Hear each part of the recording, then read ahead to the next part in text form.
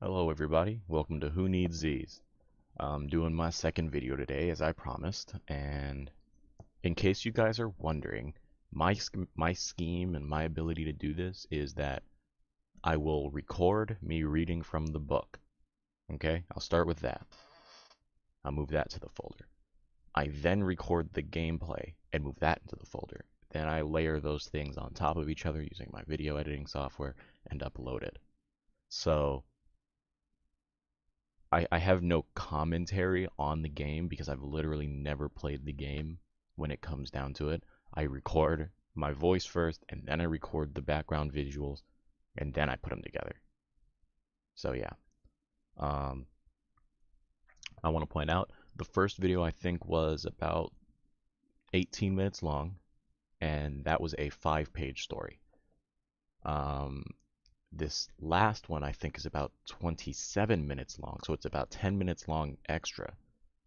And it only had 2 more pages. It was a 7-page story. This one right here is like a 7.5-page story, I think. 1, 2, 3, 4, 1, 2, 3, 4, 5, 6, 7, 8, 8.5-page story. And I suspect that this one will probably also take about between 30 and 35 minutes. Um, so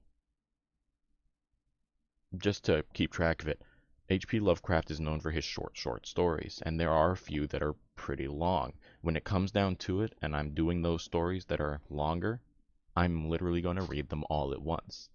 I'm not going to try to break it up and do a part 1 and a part 2 necessarily, but who knows, maybe I will. If it turns out to be like 2 hours of reading or something, I might break it up into 2 1-hour parts or 2 45-minute parts and a 30-minute part. I don't know. But yeah, these ones at the beginning, they are pretty short, but you're still looking at like a half an hour of reading.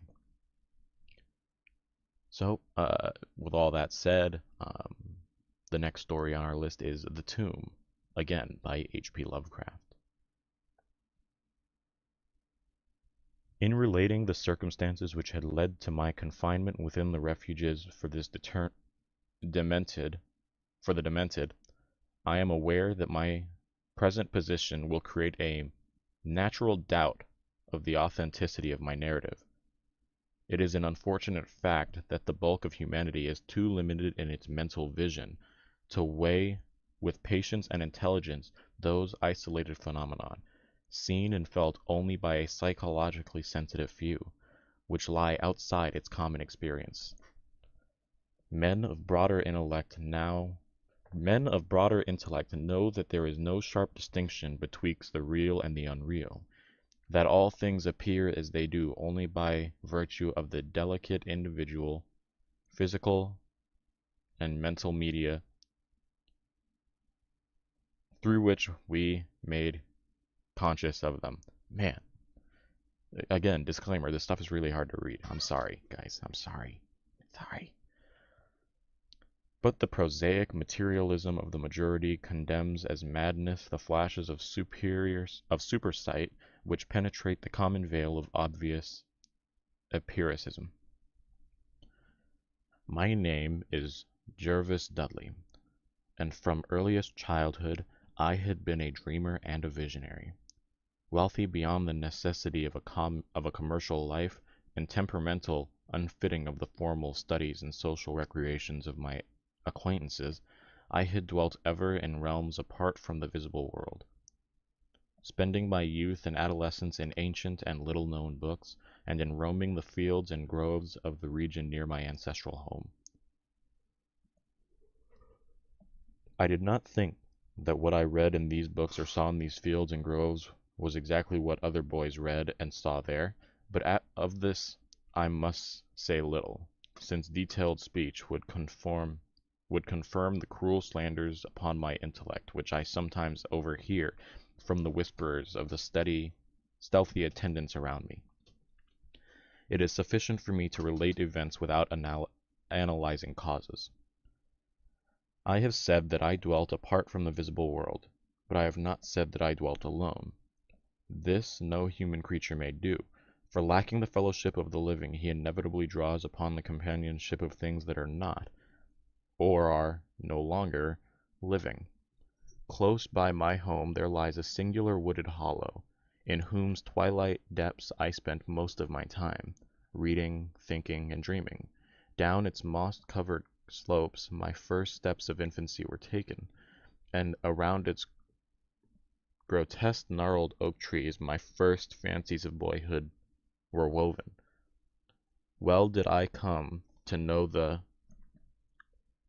presiding dryads of those trees, and often I have watched their wild dances in the struggling beams of the waning moon. But of these things I must not now speak. I will tell only of the lone tomb in the darkest of the hillside's thickest, the deserted tomb of the Hades, an old and exalted family whose last direct descendant had been laid within its black recesses many decades before my birth. The vault to which I refer is an ancient granite, withered and discolored by the mists and dampness of generations. Excavated back into the hillside, the structure is visible only at the entrance. The door, a ponderous and forbidding slab of stone, hung upon rusted iron hinges, and is fastened ajar, in a queerly sinister way, by means of heavy iron chains and padlocks according to a gruesome fashion of half a century ago. The abode of the race whose scions were here inurned had once crowned and declivity which holds the tomb, but had long since fallen victim to the flames which sprang up from the disastrous stroke of lightning.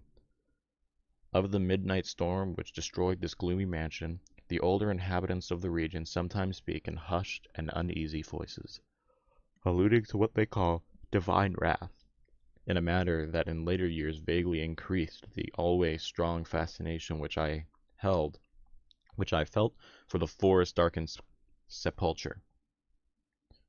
One man once had perished in the fire. One man only had perished in the fire.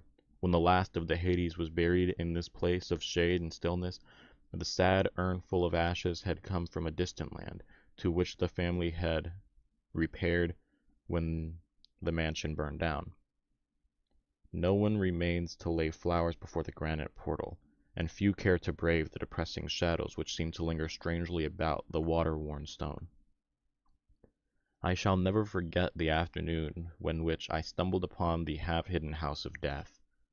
It was in midsummer, when the alchemy of nature transmutes the sylvan landscape to one vivid and almost homogeneous mass of green, when the senses are well nigh intoxicated with the surging seas of moist verdure and the subtly indefinable odors of the soil and the vegetation.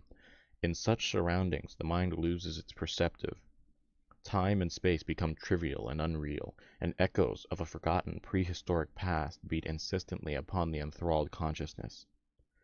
One day I had been wandering through the mystic groves of the hollow, thinking thoughts I need not discuss, and conversing with things I need not name.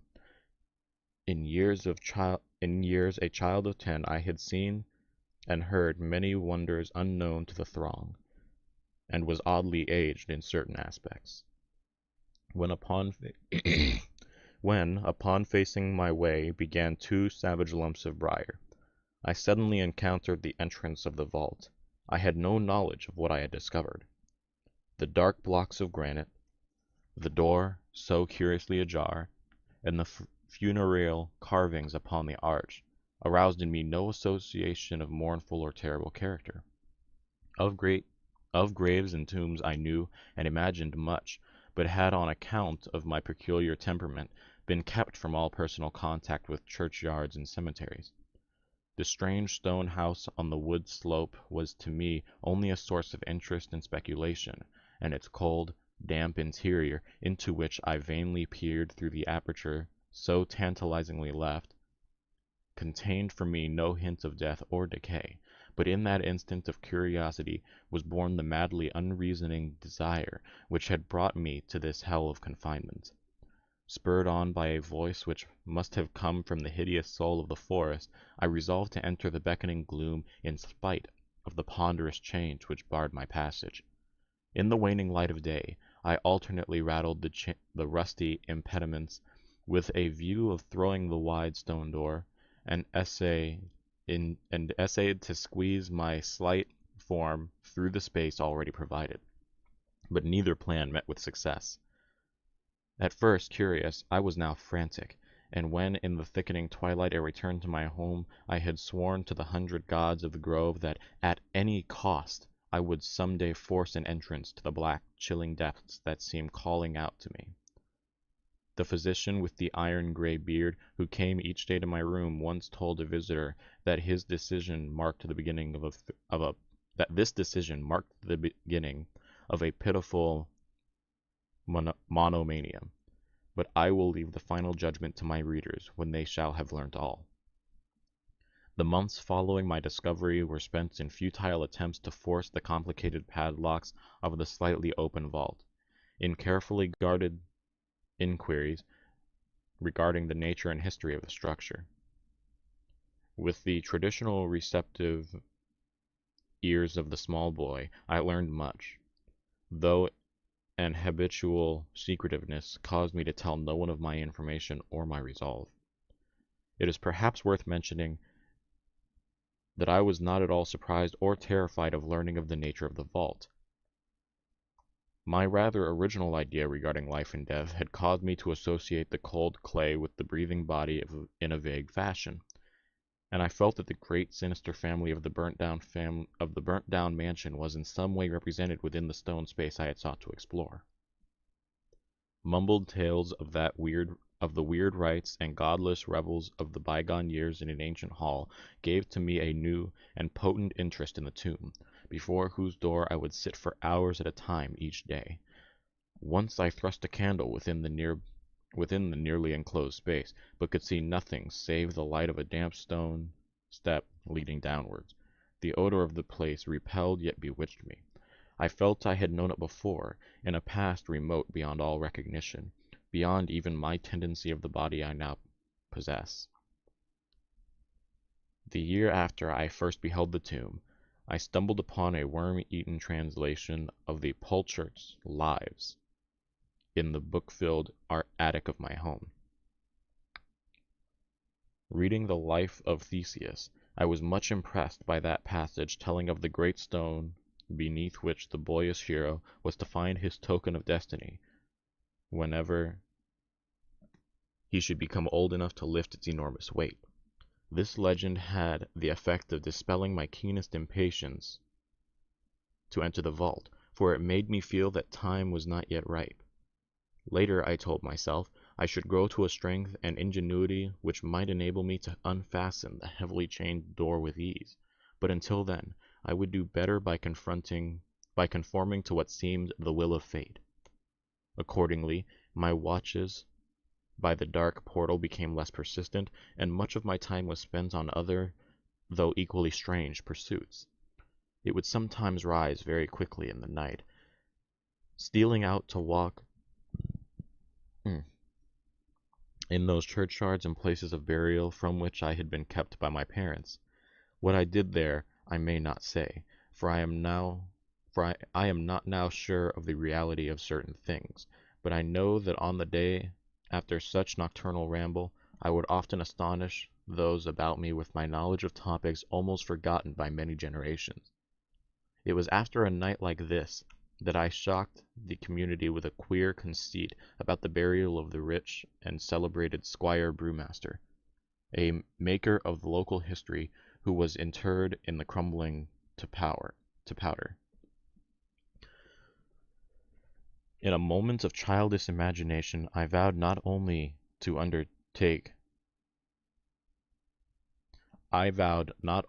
that the undertaker, Goodman Simpson, had stolen the silver-buckled shoes, silken hose, and satin small-cloth of the deceased before burial, but that the squire himself, not fully inanimate, had turned twice in his mound-covered coffin in the day after interment. But the idea of entering the tomb never left my thoughts, being indeed stimulated by the unexpected genealogical discovery that my own maternal ancestry possessed at least a slight link with the supposedly extinct family of the Hades. Last of my paternal race, I was likely the last of this older and more mysterious line. I began to feel that the tomb was mine, and to look forward with hot eagerness to the time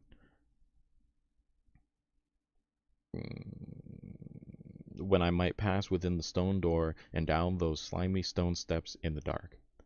I now formed the habit of listening very intently at the slightly open portal, choosing my favorite hours of midnight stillness for the odd vigil. By the time I came of age, I had made a small clearing in the thicket before the mold-stained facade of the hillside, allowing the surrounding vegetation to encircle and overhang the space like the walls and roof of the sylvan bower. This bower was my temple, the fastened door my shrine, and here I would lie outstretched on the mossy ground, thinking strange thoughts and dreaming strange dreams. The night of the first revelation was a sultry one. I must have fallen asleep from fatigue, for it was with a distant sense of awakening that I heard the voices. Of those tones and accents I hesitate to speak, for their quality I will not speak. But I may say that they presented certain uncanny differences in vocabulary, pronunciation, and mode of utterance. Every shade of New England dialect, from the uncouth syllables of the Puritan colonist to the precise rhetoric of 50 years ago, seemed represented in that shadowy colloquy. Though it was only later that I noticed that fact. At the time, indeed, my attention was distracted from this matter by another phenomenon, a phenomenon so fleeting that I could not take oath upon its reality. I barely fancied that I awoke. A light had been hurriedly extinguished within the sunken sepulchre. I did not think I was either astounded or panic-stricken, but I know that I was greatly and permanently changed that night. Upon returning home, I went with much directness to a rotting chest in the attic, wherein I found a key which next day unlocked with ease the barrier I had long stormed in vain. It was in the soft glow of late afternoon that I first entered the vault on the abandoned slope. A spell was upon me, and my heart leaped with an exultation. I stepped by the light of my lone candle. I seemed to know the way, and though the candle sputtered with the stiffness reek of the place, I felt singularly at home in the musty charnel house air. Looking about me, I beheld many marble slabs bearing coffins, or the remains of coffins. Some of these were sealed and intact, but others were nearly vanished, leaving the silvery handles and plates isolated amidst certain curious heaps of whitish dust. Upon one plate I read the name of Sir Geoffrey Hyde, who had come from Sussex in 1640 and died here a few years later. In a conspicuous alcove was one fairly well-preserved and untenanted casket, adorned with a single name which brought to me both a smile and a shudder. An odd impulse caused me to climb upon the broad slab, extinguish my candle, and lie down with the vacant box. In the gray light of dawn, I staggered from the vault and locked the chain of the door behind me. I was no longer a young man, though but 21 winters had chilled my bodily frame. Early rising villagers who observed my homeward progress looked at me strangely, and marveled at the signs of ribald revelry which they saw in one whose life was known to be sober and solitary. It did not appear before my parents till after a long and refreshing sleep. Henceforward I haunted the tomb each night, seeing, hearing, and doing things I must never reveal. My speech, always susceptible to environmental influences, was the first thing to succumb to the change, and suddenly acquired archaism of dictation was soon remarked upon. Later, a queer boldness and recklessness came into my demeanor, till I unconsciously grew to possess the bearing of a man of the world despite my lifelong seclusion. My formerly silent tongue waxed voluble with the easy grace of a Chesterfield or the godless cynicism of a Rochester. I displayed a particular erudition utterly unlike the fantastic, monkish lore over which I had pored in youth, and covered the fly-leaves of my books with facile, impromptu epigrams, which brought up suggestions of Gay, Prior, and the sprite list of Augustan wits and rhymesters. One morning at breakfast I came close to disaster by declaiming in palpably licorice accents an effusion of 18th century bacchanalian mirth, a bit of Georgian playfulness never recorded in a book, which ran something like this. Oh, jeez. Come hither, my lads, with your tankard of ale, and drink to the present before it shall fail. Pile each on your platter a mountain of beef, for 'tis eating and drinking that brings us relief. So fill up your glass, for life will soon pass. When you're dead, you'll ne'er drink to your king or your lass. Anacreon with a red nose, so they say, but what's a red nose if you're happy and gay? Gad spit me, I'd rather be red whilst I'm here, than white as a lily and dead half a year. So Betty, my miss, come give me a kiss. In hell there's no innkeeper's daughter like this. Young Harry, propped up just as straight as he's able, will soon lose his wig and slip under the table. But fill up your goblets and pass 'em around. Better under the table than under the ground. So revel and chaff as ye thirstily quaff. Under 6 feet of dirt, 'tis less easy to laugh. The fiend strike me blue, I'm scarce able to walk, and me if I can stand upright or talk. Here, landlord, bid Betty to summon a chair. I'll try home for a while, for my wife is not there. So lend me a hand, I'm not able to stand, but I'm gay whilst I linger on top of the land. About this time I conceived my present fear of fire and thunderstorms. Previously indifferent to such things, I had now an unspeakable horror of them, and would retire to the innermost recesses of the house whenever the heavens threatened an electrical display. A favorite haunt of mine during the day was the ruined cellar of the mansion which had been burnt down, and in fancy I would picture the structure as it had been in its prime. On one occasion I startled a villager by leading him confidently to the shadow sub-cellar, of whose existence I seemed to know, in spite of the fact that it had been unseen and forgotten by many generations. At last came that which I had long feared. My parents, alarmed at the altered manner and appearance of their own son, commenced to exert over my movements a kindly espionage which threatened to result in disaster. I had told no one of my visits to the tomb, having guarded my secret purpose with religious zeal since childhood. But now I was forced to exercise care in treading the mazes of the wooded hollow, that I might throw off a possible pursuer. My key to the vault I kept suspended from a cord around my neck, its presence known only to me. I never carried out the sepulchre any of the things I had come upon whilst within its walls. One morning as I emerged from the damp tomb, and fastened the chain of the portal with none too steady hand, I beheld in an adjacent thicket the dreaded face of a watcher.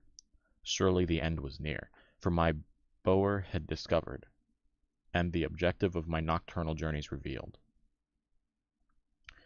The man did not accost me, so I hastened home in an effort to overhear what he might report to the Careworth father. Were my sojourns beyond the chained door about to be proclaimed to the world? Imagining my delighted astonishment to hear the words of the spy inform my parents in a cautious whisper that I had spent the night in the bower outside the tomb, my sleep-filmed eyes fixated upon the crevice which the padlocked portal stood ajar. By what miracle had the watcher been thus deluded? I was now convinced that a supernatural agency protected me.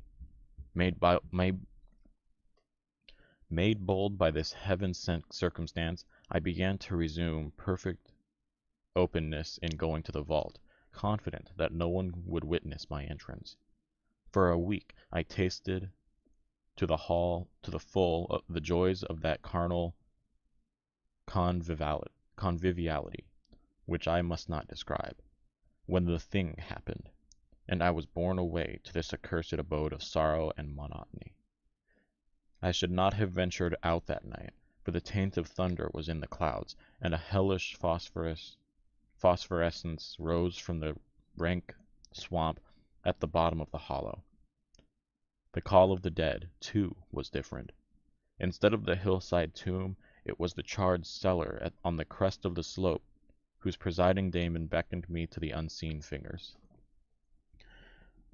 As I emerged from an intervening grove upon the plain before the ruin, I beheld in the misty moonlight a thing that I always vaguely expected. The mansion, gone for a century, once more reared its stately height to the raptured vision, every window ablaze with the splendor of many candles.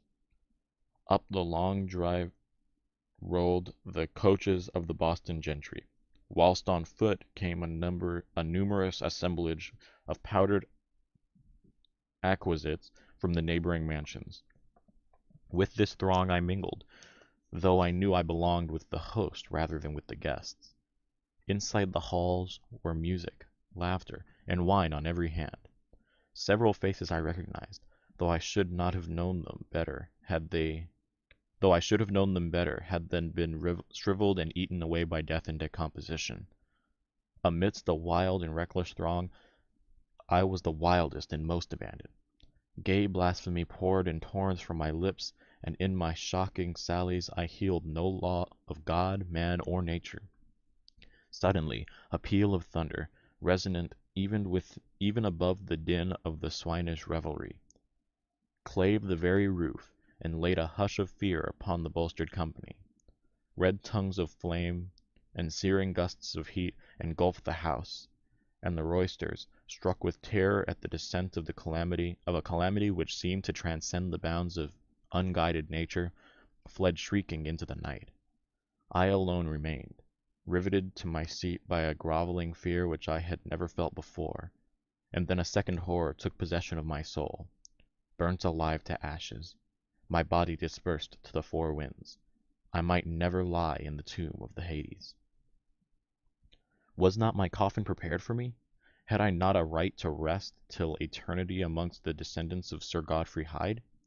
I would claim my heritage of death, even though my soul go seeking through the ages for another corporeal tenement, to represent it on that vacant slab of the alcove of my fault.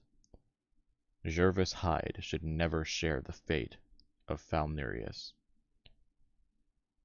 As the phantom of the burning house faded, I found myself screaming and struggling madly in the arms of two men, one of whom was the spy who had followed me to the tomb. Rain was pouring down in torrents, and upon the southern horizon were flashes of the lightning which had so lately passed over our heads. My father, his face lined with sorrow, stood by as I shouted my demands to be laid within the tombs, frequently admonishing my captors to treat me as gently as they could. A blackened circle on the floor of a ruined cellar told of a violent stroke from the heavens, and from this spot a group of curious villagers with lanterns were prying a small box of antique workmanship which the thunderbolt had brought to light. Ceasing my futile, now objectless writhing, I watched the spectators as they viewed the treasure trove, and was permitted to share in their discoveries. The box, whose fastenings were broke by the stroke which had unearthed it, contained many papers, objects of value, but I had eyes for one thing alone. It was the porcelain miniature of a young man in a smartly curled bagwig, and bore the initials J.H. The face was such that I might as well have been studying my mirror.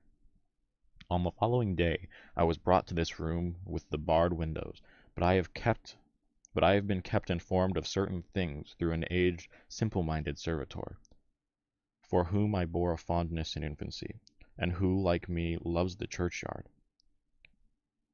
What I have dared relate of my experiences within the vault has brought me only pitying smiles. My father, who visits me frequently, declares that at no time did I pass the chained portal, and swears that the rusted padlock had not been touched for 50 years when he examined it. He even says that all the village knew of my journeys to the tomb, and that I was often watched as I slept in the bower outside the grim facade. My half-opened eyes fixed on the crevice that leads to the interior. Against these assertions I have no tangible proof to offer, since my key to the padlock was lost in the struggle on that night of horrors. The strange things of the past which I learnt during those nocturnal meetings with the dead were dismissed as the fruits of my lifelong omnivorous browsings among the ancient volumes of my family library. Had it not been for my old servant Hiram, I should have by this time become quite convinced of my madness. But Hiram, loyal to the last, has held faith in me, and has done that which impels me to make public at least part of my story. A week ago he burst open the lock which changed the door of the tomb perpetually ajar, descended with a lantern into the murky depths. On a slab in an alcove he found an old but empty coffin whose tarnished plate bears the single word, Jervis. In that coffin and in that vault they have promised me I shall be buried. So, there we go. Right around 32 minutes. I guess I'll see you guys next time. Tomorrow, when I record.